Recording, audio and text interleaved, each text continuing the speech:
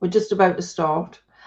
So today is a chat with Dave Algeo, who is a weight loss coach, and I met him a few months ago, and I found what he does very interesting and very useful. And I think why I found that useful, it was because he said it's not about the diet, it's about other things, which we will get into. I hope I've explained that right. Hi, Kim. Hi, Karen. So, Dave, would you like to tell everybody what a weight loss coach is? Yeah. Well, I suppose it could mean a lot of different things. Anything from a personal trainer or a nutritionist who is obviously helping people in that respect, to somebody like me who use the thing. It's not about the diet. I focus more on the longer term habit change and behavior change and the mindset stuff. When I say it's not about the diet, it's not that that doesn't matter, because ultimately, in order to lose weight, you need to create that energy deficit, between what you spend and what you take in. That's the bottom line. But the problem is, there's two things that get in the way of that, really. One is a lot of the confusing information, a lot of the people saying, try this system, all this science says, and all of this. And a lot of it is confusing, and it's rubbish, to be fair, misguided if at best, and cynical manipulation at worst. So that side of it is important. But that bit of the misinformation and the communicate, all the information out there is really, really hard to sort of wade through. The other side is we kind of, there's a lot of things that get in the way of it. And I like to think of it as the shite.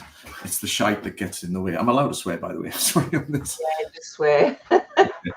The reality is we probably generally know, if we strip away the confusing stuff and what everybody says you should and shouldn't be doing, we kind of know the basics. We need to unlearn a lot of the other stuff.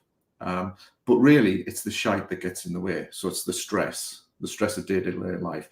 The H of shite, because I've stood it in the monitor for me, the H is hunger, but not so much physical hunger. It's that psychological and emotional hunger, the binge eating, the emotional eating, comfort eating, habit, bored eating. I've got a client who talks about how she has mouth boredom. She just wants something to eat, which I love that as a way to think about it. So there's that kind of dealing with the psychological and emotional hunger. Then the I is isolation and loneliness, feeling separate, or perhaps you're being bullied in some respect, or your relationships aren't where they are, or you don't have a relationship that you particularly want. That's a really powerful one. And that can lead us into things like filling time, blocking out time with things like comfort eating, that kind of stuff, and developing a relationship with food or drink and or both, The T is tiredness and exhaustion. That's a huge one.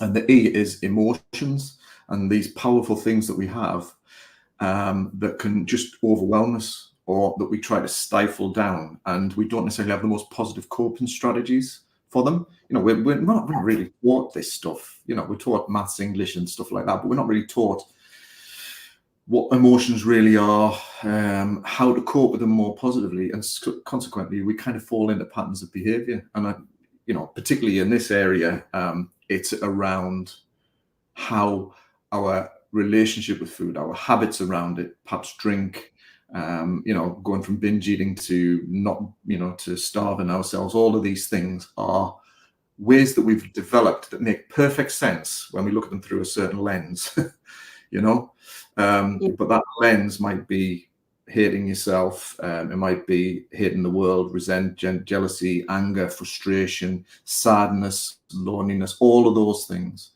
And food is a really, really powerful, it's a wonderful thing, because obviously we need it, but it's a powerful part of human life. It's what we do when we are happy, when we're sad, when we celebrate, when we share, when we are on our own, when we watch TV, when we're at the pictures, you name it, food is there, and drink potentially. Yeah. So when I although I suppose I wouldn't necessarily label myself as a weight loss coach, although I do typically work with people who are looking to really, they're burned out with diets, they're burned out, they're sick of that, they're sick of the yo-yo, the we've got clients who just don't have it in them anymore to try to go on a diet, and to help them see it differently and to see it as, how can we do this in a way that's kinder to ourselves, that is longer term and something we can shape for life, but take into account that obviously we change through life, aging. I typically work with midlifers and older, and things are happening in that age, and beyond. Life changes, life happens, lots happens. We take on a lot of stress, changes happen, physically changes, health changes. So there's a lot going on. So how do we navigate that whilst we redefine our relationship with food, alcohol, perhaps ourselves and the world? Quite a long-winded answer. That answers the question. I think for me, that's probably been the piece that's always been missing. Because I know we've had this conversation before. I've yo-yo dieted since I was probably about 16, when I wasn't even overweight. And you do try all these different diets, Slimming World, Weight Watchers, low carb, whatever it is. And they all do work while you're sticking to it. But then, if we were equipped with the things that you talk about, maybe we then wouldn't find ourselves, oh, I'll put all the weight back on, I need to start again. And it's that starting again. Every time you start again, it's like, oh God, I've done this so many times, I can't do it. And I was listening to something, one of your podcasts or something, and it was saying that, I've lost my train of thought now. You were saying something about it's small steps, so don't jump in. And so I do that quite a lot. If I start a diet, it has to be all or nothing. So you have to stick to the diet, you have to stick to the exercise plan, and then if you go off that a little bit, so say you have something over your calories or your sins or whatever, that's it, you've done it, it's broke, you're off the wagon and you're back on the hamster wheel. So I think for me, that was what you teach, or what you coach, if you want to say, is the tactics to kind of change your, I think you said, change your identity, so you don't go back to that identity of what you were, you're binging and what have you. And that's what I liked. So what I wanted you to talk about this morning was you have something called the weight loss reboot plan. So rather than just saying, okay, I'm starting a diet, that's it, all or nothing, the weight loss reboot plan kind of equips you to get into that frame of mind.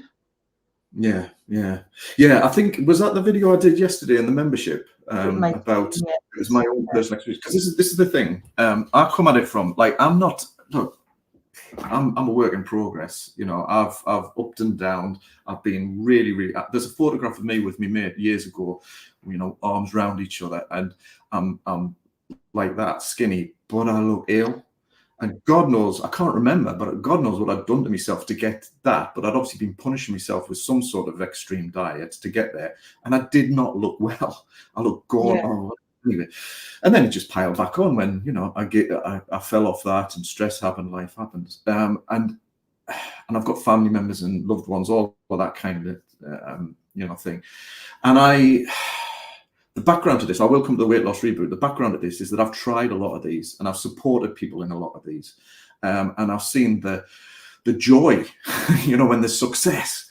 But I've also come to realize that it's sometimes like you're on this roller coaster, you're not strapped in, and you're just hanging on, and the roller coaster's, and your legs are dangling behind, and you're kind of hanging on there with a grin of death, going up and down, and you're achieving these results. But at some point, your grip goes, and you're off, and you're back to what? What are you back to? And nobody ever, there's more good information out there now, but nobody ever really kind of says there's another way. And actually, I'm not into knocking diets. You mentioned Slimming World, Weight Watchers. I'm not into knocking any of them, because in essence, they can work really well for people. But for me, it's the other side of it. As you said, all or nothing. If you're not on it, then what's the point? And Yeah. self-sabotage, all that's where I am. I'm a recovering all or nothing person. And I just, a few years back, when my little daughter Rosie, she's 8.5 now, was born. I've got 2 older kids as well, adults now. And when Rosie was born, I was 45, and I kind of realized, I'm going to be, when she turns 21, I'm going to be 66 if I'm here. And I wasn't in that great state. My cholesterol, that was a wake-up call, was way high. And it was a bit of a wake-up call where I thought, right, I need to sort this out. And I don't have it in me to do a proper diet. I cannot last a day on a diet now. Do you know what I mean? Or an extreme version of it. So I kind of thought, right, I need to do this differently. And I started to, because I'm a speaker and trainer around stress and stuff like that, I started to realize that it's not so much like on a good day, a good week, I can stick to anything. Do you know what I mean? Stick to some, not extreme, but just stick to reasonable habits, etc. But life happens, doesn't it? Stress, hunger, isolation, tired, all these ups and downs. I need something life-proof. And what is that? So I started just looking around really and developing an awareness that you can change something overnight. You can say, right, I'm going on that diet tomorrow, right? That's it. For me, it was like, right, I'm getting out tomorrow. I'm going to eat dust, and I'm going to run 5 miles a day for the next 3 weeks. And all that happens is I get shin splints, injure myself, wear myself out, have a cold, and I'm knackered by Tuesday. Do you know what I mean? I'm no good. So what I realized was I can't do the extreme. So what do I do? And I had to learn that kind of change your mindset, change your expectation of results. So, typically if you go on these big diets, you could lose 10 pounds in the first week and all that. The reality is that's not genuine fat loss versus weight, because we've got weight loss, you've got fluid and all that. And I'm not trying to knock, because there is some evidence that shows if you have a quick start, that can really boost you. But what we need is foundationally something as well, rather than feeling like you're hanging on for grim death. So I just kind of developed my awareness through research and reading and stuff like that. I'm a bit of a nerd, so I like all that stuff, and I like applying it to myself. And I just came to realize 2 things. One is that you need to start small. I talk about the sprout-sized habits. You need to start sprout-sized. So I've got my little sprout here, and you need to make sprout-sized changes day by day, and not try to do the cabbage, which is the big one. Not try and go all in. Stick with the sprout and sprouts daily until it becomes second nature almost, and then you start to expand. Now, what that means is you don't necessarily get the quick results, but you get longer term consistency.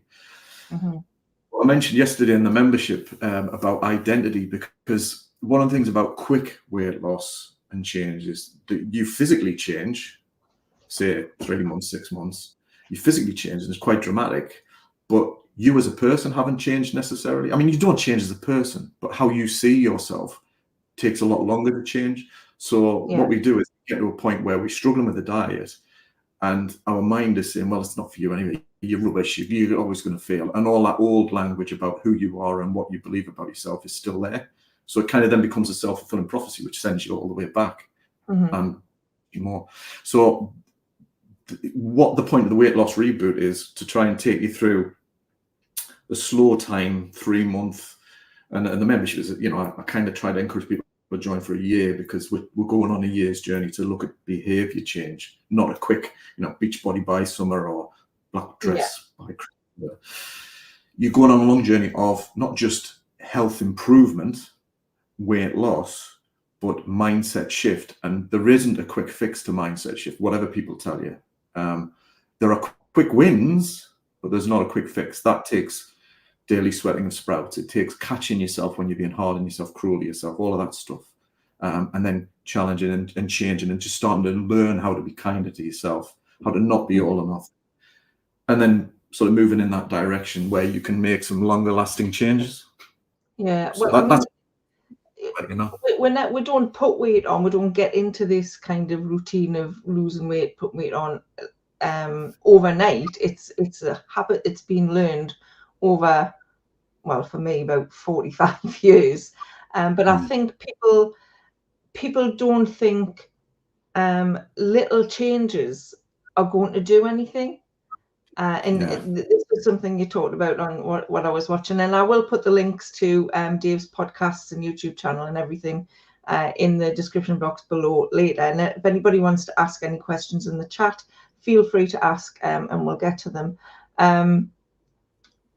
But people don't want small changes; they want something miraculous, don't they? They want a kind of a pill they can take that's going to miraculously change them, and they'll never want to, stuff their faces or comfort eat again.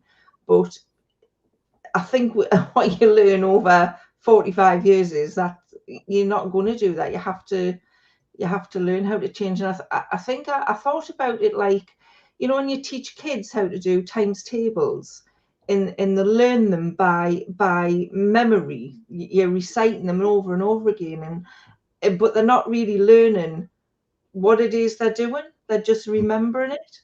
And I think for me, I felt like dieting was like that. You know how to eat healthily. Well, most people will, but you don't really learn the whys and the hows. Do you know what I mean? Yeah. That's a good analogy. It's a good analogy, actually, because it goes back to, we're not really taught this. We're kind of taught a very simplified view of you just move more, eat less. I mean, I think even people who give that advice know it's not easy, but that is a gross oversimplification of it, because that's not what the action is. The action is, well, that's fine, but I've just had a shit day. I feel crap. I didn't get any sleep last night. Work is this, or the grandkids are coming. I've got no time for, or I'm feeling lonely. The kids have grown up and moved, and like my relationship, it's changed with partner, like emptiness. There's lots of things going on. So it isn't that easy, And actually, we need to sort of recognize that when I say it's not about the diet, it's actually about realizing that there's often other stuff going on that we deal with whilst we're trying to embed some of the basic habits and change some basic habits. And a lot of that is around perhaps recognizing loneliness is playing a big part. Again, I've got friends and clients who kind of, that's a big part, is forming relationships and recognize they've moved to a different country, and that's what they're kind of using food as a coping mechanism there, so we can start on habits, but we also have to need to recognize that actually, well, what is it replacing as a relationship? I think you're right. There's lots there, and the thing is, I like to frame it as, this doesn't have to be a grind or a negative. It's actually, if you approach it with the perspective that your health and weight loss can be a positive side effect of actually taking back control of your own life and sovereignty over your own life. You can have a bit of an adventure, and have a bit of fun. You don't have to follow X person or this diet. You can create your own lifestyle around it and make it work for you. So long as you find and honor a few basic principles, make it your own and claim a bit of your sovereignty over your life. It's your life. Let's have some fun. Let's have a bit of an adventure. And in the process, your health is part of that. Do you know what I mean? Health improvement. It can only then enhance the adventure, because midlife and beyond, I like to think of, it's like back in the day, you're a bit of a write-off, but like we're not. I want to be, when Rosie's 21, I want to be swinging around at a party. Do you know what I mean? That was what the big motivation for me. Just got a comment. Sorry, Dave. We've just got a comment here from Karen. You covered everything that I totally relate to. Do you have any tips or strategies for staying motivated and managing emotional eating? I really want to get back on track, which leads us nicely into the weight loss reboot plan, because that's basically what it's talking about, isn't it? It's getting you ready for that.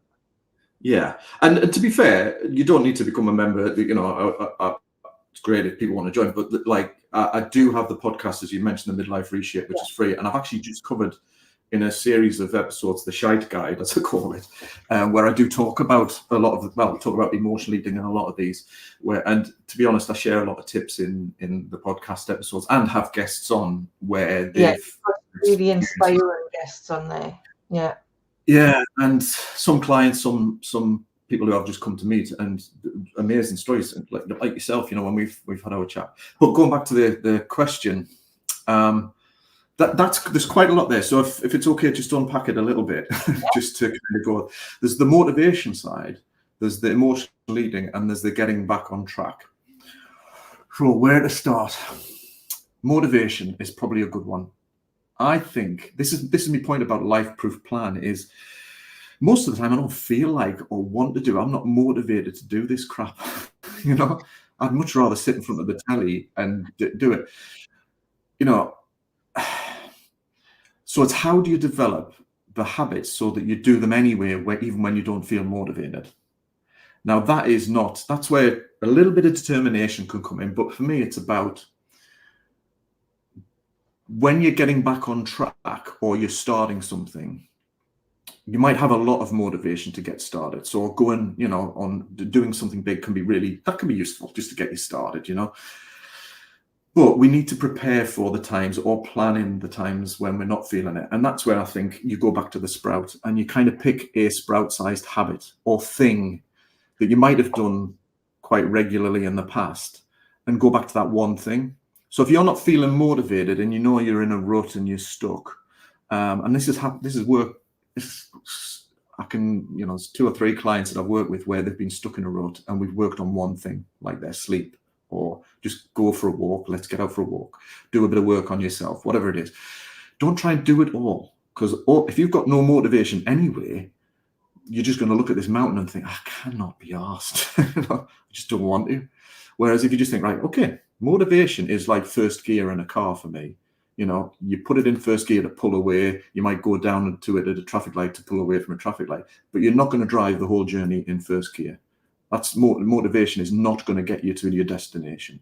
You need gears 2, 3, 4, and 5, whatever. And that is where habits, day-to-day rituals and routines, support, community, encouragement, those things are your other gears, if that makes sense.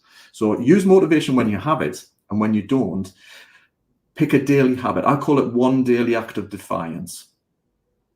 One small thing that you will commit to doing even when you don't feel like doing it.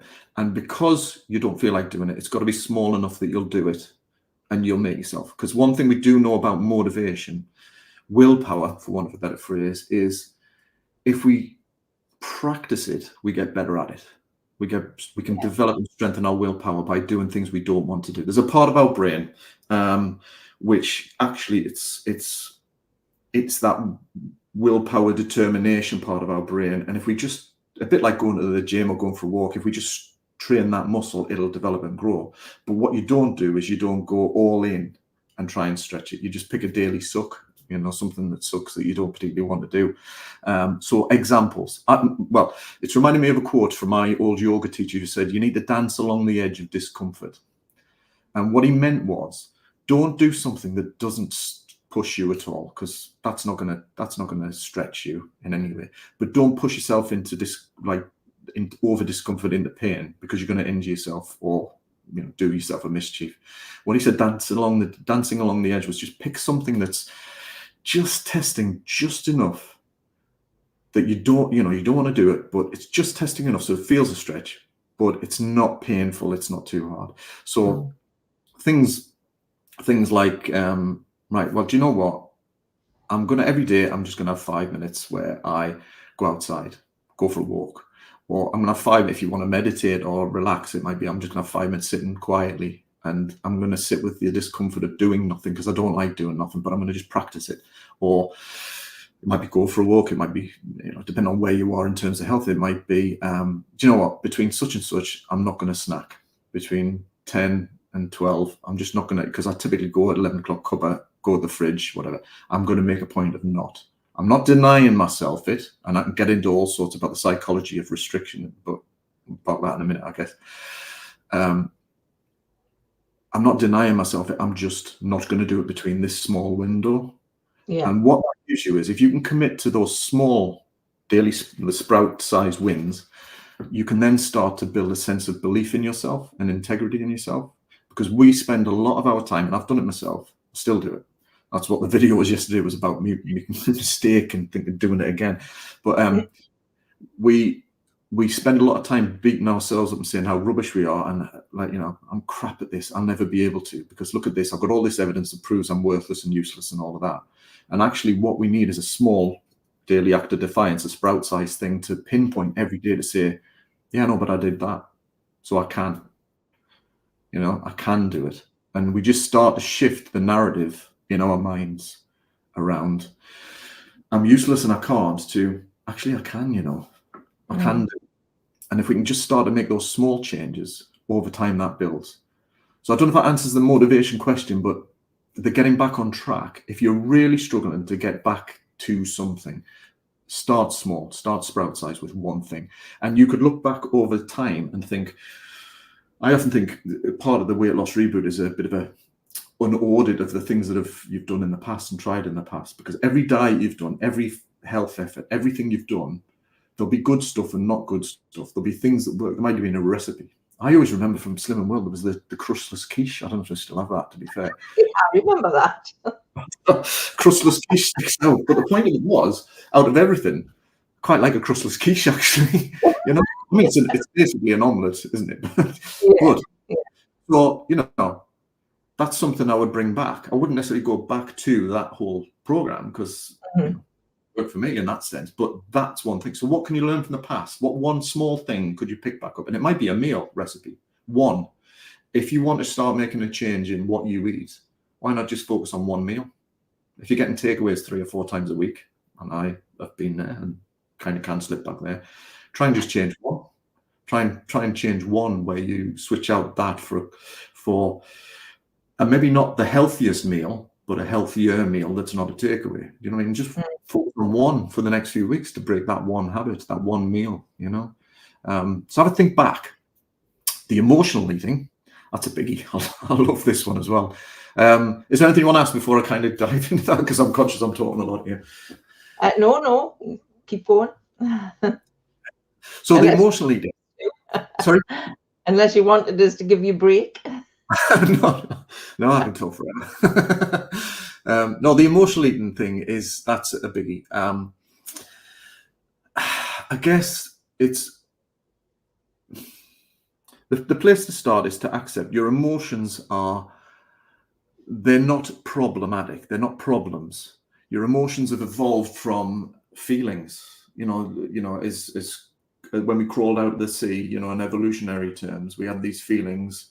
We developed feelings which were hot, cold, hungry, horny. Sorry to be blunt, but basic survival things. And as human beings, we've developed on those basics more nuance and more kind of color, if you like. So we've developed things like love, anger, resentment. So they've developed into these more powerful things. But the point of them is that they're all there to signal something, to tell you something. But we've been brought up to think that good emotions are good, bad emotions are bad, and we either need to crush them down and ignore them, or we get carried away, swept away with them. And this is something I do cover in one of the podcast episodes on this, actually, a couple of episodes ago. Or was it last week? Might have been last week's. Episode 128, go with that one. But one of the things about our emotions is we need to reframe them firstly. And this is without knowing the person who asked, their background, etc. But we need to kind of try and reframe them and stop thinking of them as either good or bad. They are signal, they're data, they're telling us something. And they might be telling us something that isn't true, because just because you feel something doesn't mean it's true. Just because you feel it doesn't make it true. Do you know what I mean? I feel angry, therefore I'm right to be angry. I'm just experiencing anger. But we could look at that. So we started, if we can just start to get comfortable with noticing our emotions without the judgment, that's a good place to start. What I will say is when it comes to things like our psychology and our emotions is sometimes, and we may need to be honest and think, right, these are really powerful. I might need a bit of additional support, therapy, that kind of thing. Because if you've had past trauma or you've locked something away, what I'm not saying is suddenly just unlock it, without support. You don't have to unlock it, but be very careful, get some support and guidance around that. And therapy, that kind of thing can be really useful because we've grown up with lots of baggage, haven't we? Yeah. But if we can start from the point of view of thinking, right, feeling these emotions and it's driving me potentially to eat, to either numb them, to fill in time, or to get some comfort from it. Firstly, permission to be human. Give yourself permission to be human. The emotions are there. That's what we've learned, copes. Let's just accept that, let's just accept that and try not to be so hard on ourselves. Because what we can do is intensify the process by judging ourselves and being really hard. And then the next thing is just start to notice that. With that, though, you can add in a few tactics. And tactically, there's delay, distract, and replace. I like to think of delay, distract, and replace and reduce. And they're just like little practical ways of sort of putting some guardrails around emotional eating. So again, I talked about restriction before. Is we're not trying to build this mindset of I'm restricting myself from. What we're trying to do is create a space where you are in charge. You're making choices about what you're having and what you're not having. So as well as starting to get comfortable and being more aware of your emotions, non-judgmental, get to know yourself in a kinder way, kind of start to know your triggers for emotional eating. And you have one of those 4 options. And the first one might be delay. You know what? Fine, I'm feeling like I really just need a binge. I need to go to, for me, it's crisps and biscuits. I'm a nightmare with biscuits.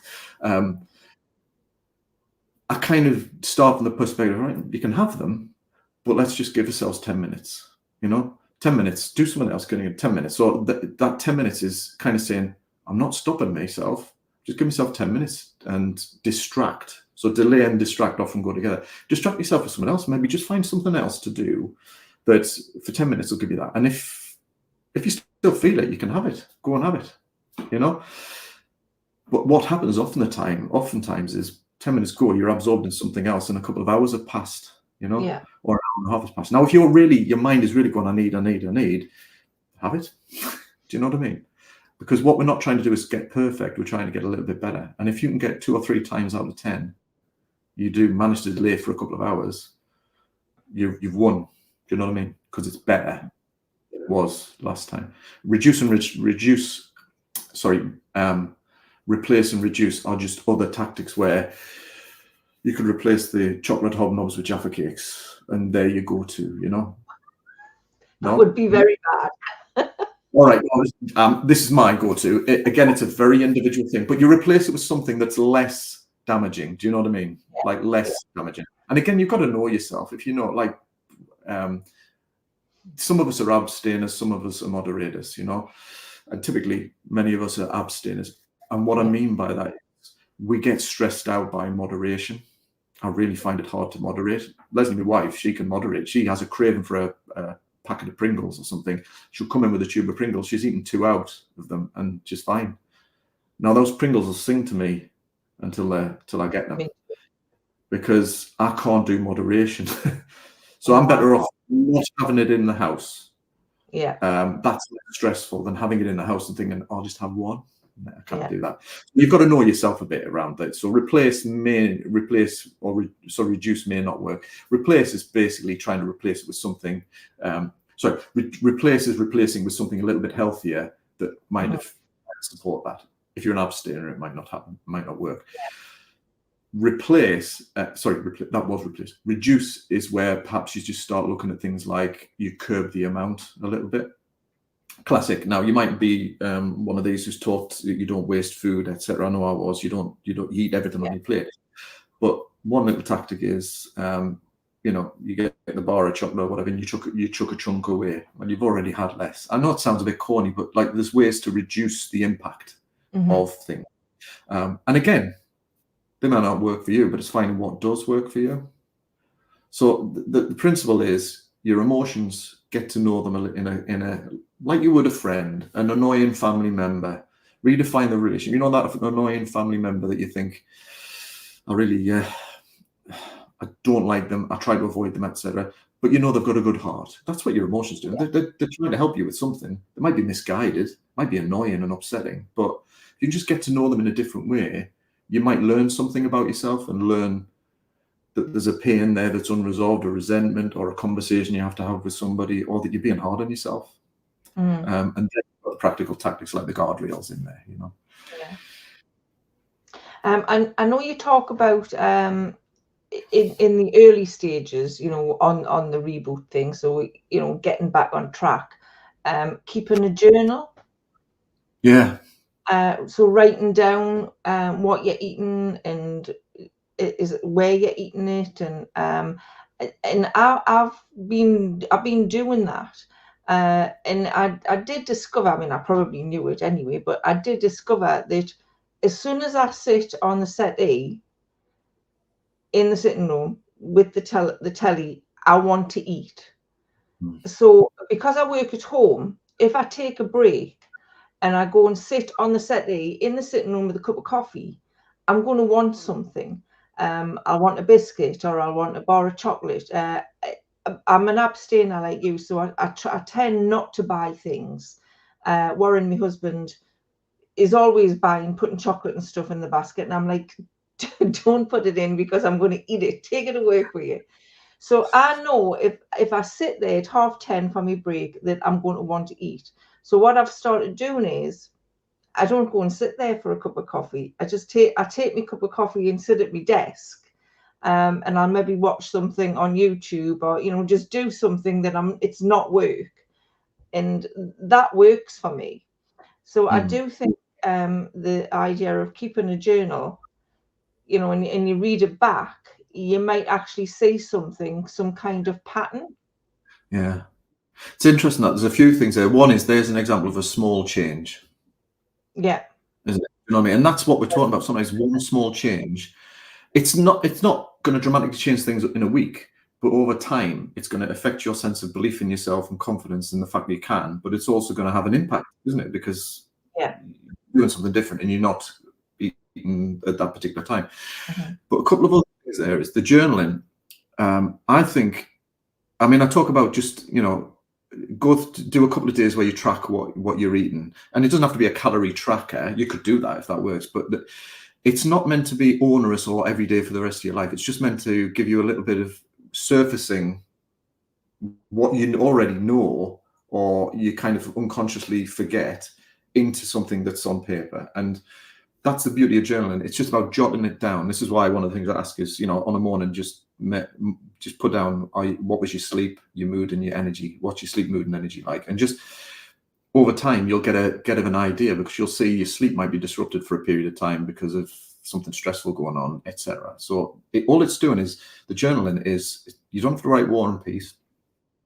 You make it your own, but you jot a few things down with exactly that idea of surfacing stuff into your conscious awareness, so you notice, I never realized. Oh, I did know I did that, but I consciously now am thinking it. When you consciously think, you can then start to move into what you can do rather than what you can't. You can then think, right, well, what could I do about that? That gives you options. It's fantastic.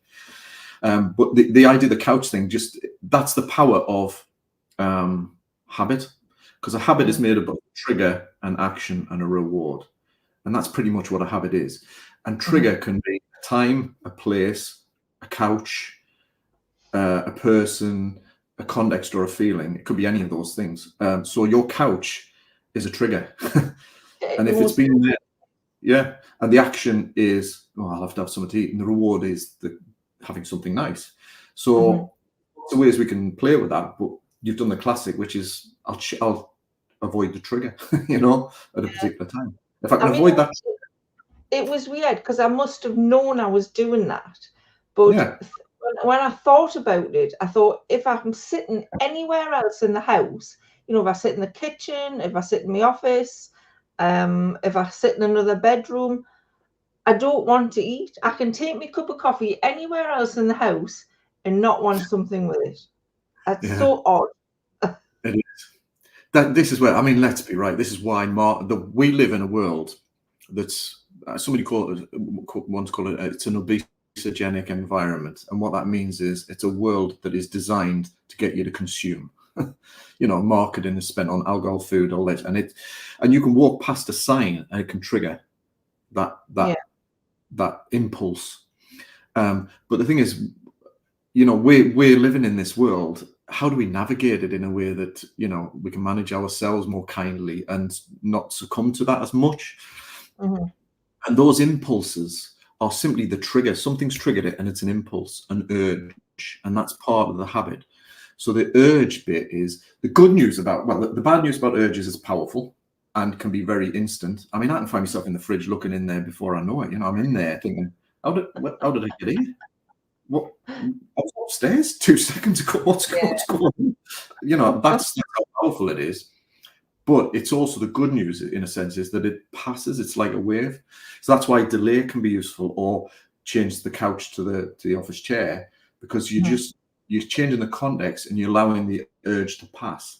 This is where restriction and resistance often is counterproductive, because what we do is we intensify the urge, because all we do is we're placing this part of our brain that's going, how do I feel? I'm still feeling the words. What do I really want this?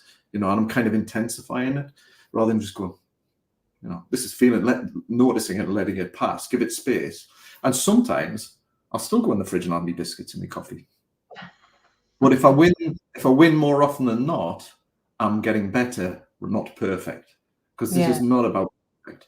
And I think, as well as all or nothing, I'm a recovering perfectionist, and it's been hard to learn. I don't have to win every battle. It's not a battle. I don't have to win every time. I just have to be a little bit better than I was yesterday at this or last week, Yeah, I'll just check the comments. Morning Kim, morning Beverly. Karen saying thank you for answering that question, and she'll take the tips away with her. She found it really helpful, looking at things in a different way. If anybody else has got any questions, feel free to ask. And if you're watching this and it's not live, it's been recorded and you're watching it afterwards, you can still leave some questions in the comments below, and we'll get Dave to try and answer them. So, was there anything else in the I did look through the weight loss reboot plan yesterday, but I can't remember exactly what was in it. You kind of talk about redefining goals and actions, re-narrating your inner dialogue, which I found an interesting statement, and redesigning your well-being architecture. Yeah, God, they're a bit fancy, the words, aren't they? I was trying to stick to reboot, re-narrate. I was trying to be clever. No, really, that's the 3 bits of it. The first bit is sort out what you want. What do you want? And what do you want longer term? So, like, for me, when Rosie was born at 45, I realized I want to be fit, healthy, God willing, at 66. Fitter than I was at 45. That's my long-term aspiration. But then I need a short-term goal. And the short-term goal has changed, but over time it was, I want to get back to a little bit of running. I'd like to just get a bit fitter. I want to lose a bit of weight. So I kind of shrunk them down to shorter-term 6-month, 12-month goals. So the first part, that redefine, is just redefine what you want. What do I want to achieve? And what's my goals? But then turn those into sprout-sized habits and actions and routines. So that's where the cabbage slice and sprout plan that's in the reboot is all about. It's like, have the goal, have the areas, eat, move, rest, for example, and what sprout-sized actions could I have in there, 3 in each, that I can start to work on to make part of my life, So for me, it was, I think I started the couch to 5K was one. The other was I started looking to how I could improve my sleep, and made some small changes there, that kind of stuff. So that's what the first part of the program is about. But we inevitably have to get into the shite, the head stuff, the re-narrating, the stories we tell ourselves. So I talk about the re-narrate is really, it's based on, we navigate life with a commentator in our head.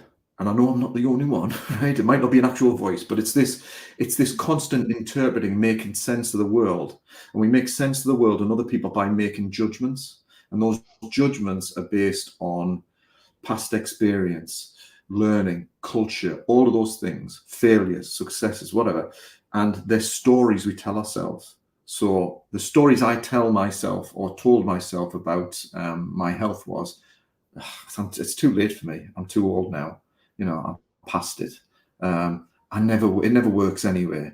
So these stories I was telling myself were just, they were self-fulfilling prophecies, So the re-narrate is about helping you start to surface the stories around you, your relationships with food and alcohol, if alcohol is an issue, other people, relationships, stress, work, time, all of those things, the world.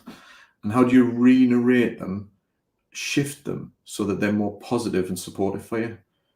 Do you know what I mean? And that's not an overnight thing, because we just start with one small thing, like you say, well, the couch, I'll just shift that. Well, there's a small, you've changed a scene in the episode of your life there, haven't you? You've changed the scene, Yeah. right? I'm not going to on the couch anymore. I'm going to sit there.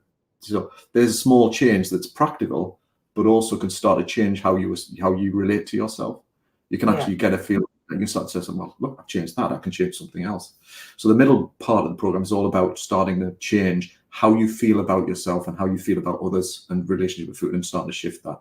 The last part is really how you set up your life to support that.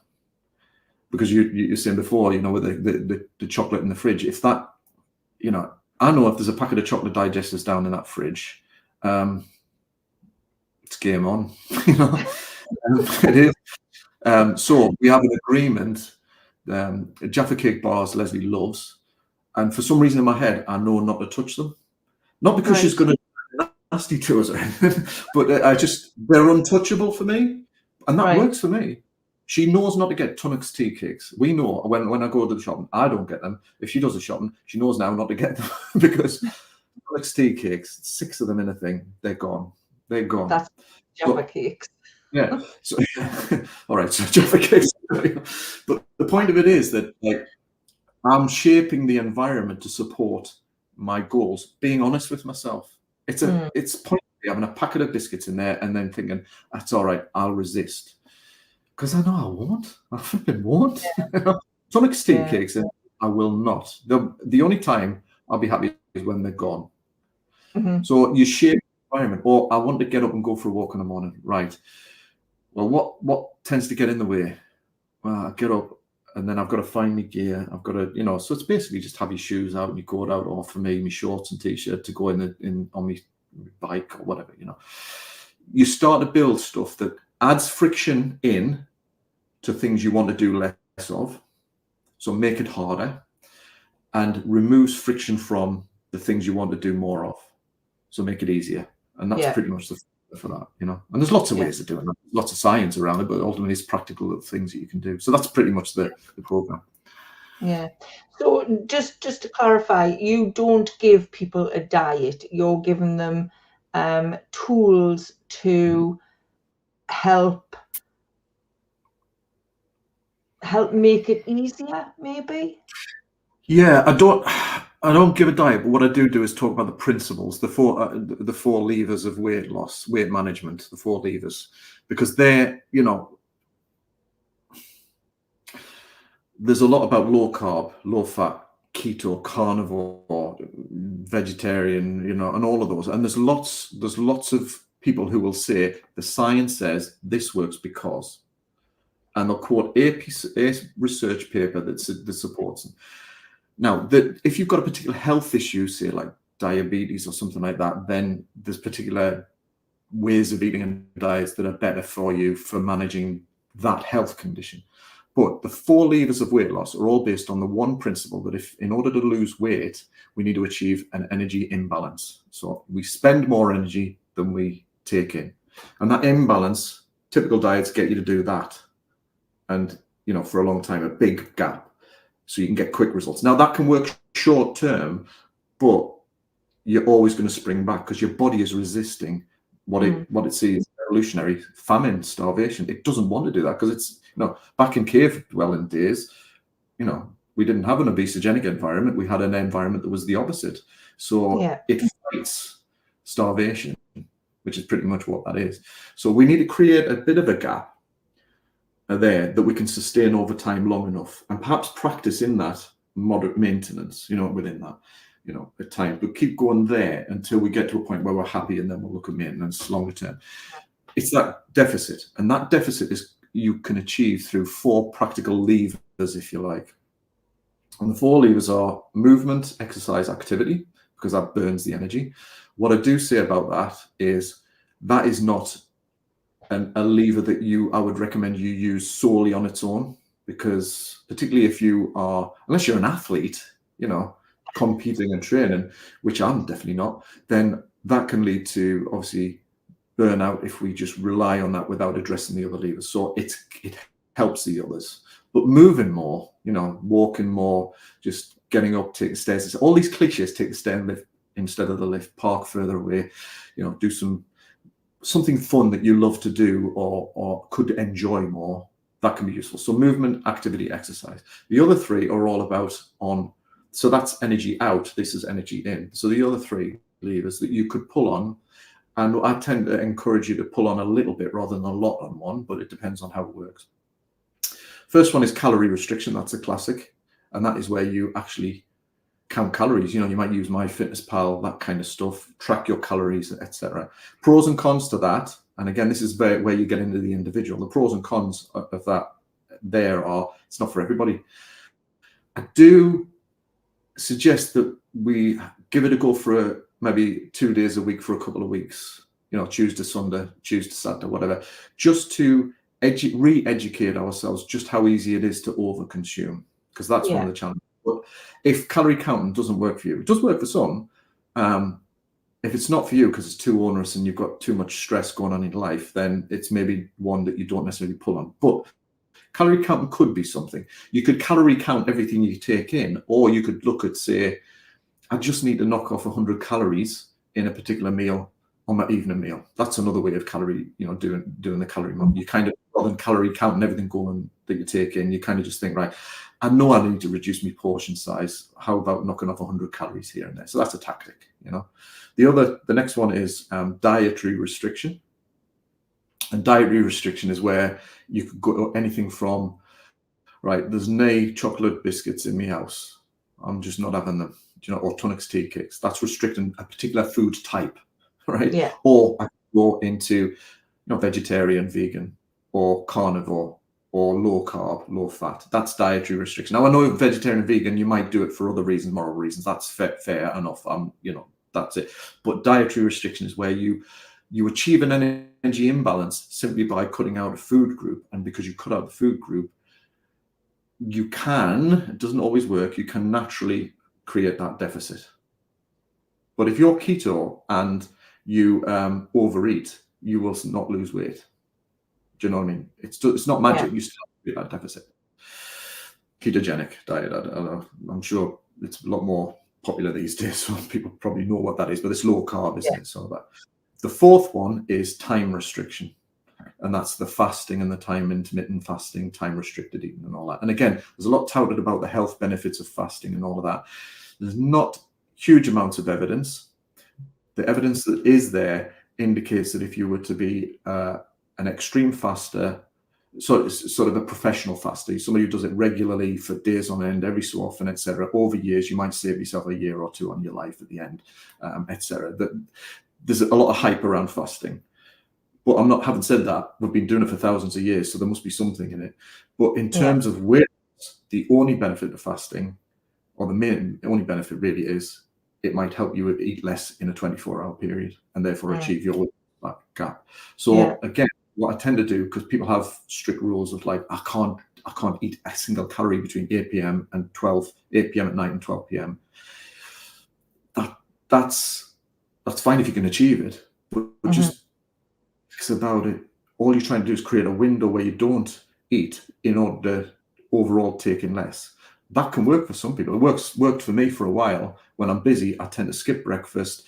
As long as I don't go to a point where I'm dizzy or lightheaded or I'm ravenous, I can then go back to normal eating. But if you go back to making up for it by a bigger meal, you could do you know what I mean? So they're the four levers, and you can pull on them a little bit. So for me, I skip breakfast every 2 or 3 days if I'm having busy. I'll cut down on some of the carby type stuff, not because I'm into believing in the keto stuff, but because I could eat pasta and rice and all that and breads like tomorrow. So I just kind of manage that down. So there's my two, and activity. So I pull on 3 levers a little bit rather than one in an extreme way. Does that make sense? It does, yeah. So in terms of diet, So I was just going to say, in terms of diet, there isn't a recommendation for specific diet. It's about how do you make it work for you. I've waffled on. I think that is the really helpful part that isn't included in a lot of, in most of these slimming groups that I've joined before, and is why I think it's never worked for us. But I am very aware that I've made you talk for nearly an hour now. There was a question that somebody asked in the comments yesterday, and it is from Kim Aston, who I think is in the chat. Why is it so hard to keep the weight off even if you don't go back to your old habits? She says she's 63 and she's fought with her weight her whole life, and it seems much harder to keep it off than when you're actually losing it. Yeah, do you know, I can identify with that. I think there's a few reasons, without obviously knowing some details, that we often think that the hard bit is losing it. And don't get me wrong, it's not easy. But actually then maintaining it can be hard as well, because, and I think the question was, without, you don't necessarily go back to some of those habits, you've learned some new ways, it's still hard. And I think there's a few things in there in that, well, a couple of things. One is lifestyle drift. And I often use finance as an example. I might go through and cull a few of my subscriptions and my finances every so often, like Disney Plus, although I would never get away with cancelling Disney Plus with Rose, but you know what I mean? We kind of cut a few of these out. But then a few months later, I'm back because I've subscribed to this and I've subscribed to that. And it kind of can creep back in. It's financial drift, but I think it's the same with lifestyle drift in terms of health. Yeah. We get on with life. We're generally following the habits, which have got us there, and that's great. But there's bits that drift, sometimes the portion sizes increase, or we're going out a little bit more than we were, and that. So that's one potential aspect. The other is that when we do lose weight, our basal metabolic rate will drop, will sort of settle into a lower level because it's not having to work as hard because it's not carrying the weight. Do you know what I mean? So kind of settling in at a lower level. It's not that your metabolism lowers as you age. That the research tends to show that happens when you're in your 90s and 80s and 90s. I've got a caveat which I'll come to very shortly, but that when we lose weight, the body's not having to work as hard carrying it around, so you don't need as much. So finding the sweet spot in maintenance it's a work in progress, and it does take time and a renegotiation of habits, which is why maintenance can be as much of that calibration and work around my habits as the losing, because you think you've done all the hard work and then you've got that work to do, Yeah. It gets easier as we start to embed, but I think you've got to be conscious about just keeping on top of the habits and try not to see it as a battle, although it can feel like a battle, trying to reframe that. The third bit is that as we age, we naturally get, and this happens from 30s onward, but into our later years, sarcopenia, which is declining muscle mass. And that has lots of consequences as we age, but we really, and I don't know, whether Kim's aware of this, so apologies if I'm telling you out of subjects, but we really need to work on preserving and protecting and even trying to grow some muscle. And for women in particular, that does not mean getting to be like some big muscular whatever. It just means protecting the muscle you have and strengthening and toning it so that it protects you into life for mobility and all sorts, but it's the muscle that's working and burning the energy. So as muscles naturally decline, your basal metabolic rate will decline because of that.